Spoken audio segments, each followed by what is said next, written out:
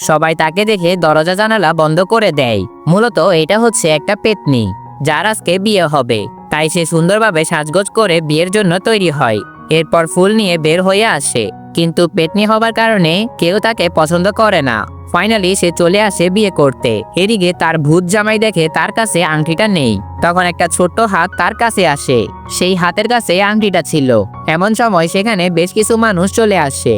মানুষরা তাদের উপর আক্রমণ করে, ফলে সেখানে মানুষ এবং ভূতের মধ্যে মারামারি শুরু হয়। তবে ভূতেরা তো ছিল অনেক বেশি শক্তিশালী। এদিকে পেতনি আর তার জামাই অন্য একটা ভূতের পিঠে করে সেখান থেকে পালাতে শুরু করে। সেখান থেকে পালিয়ে তারা একটি গাড়িতে করে কোথাও যাচ্ছিল। তাদের গাড়িটা অটো পাইলট মুডে ছিল।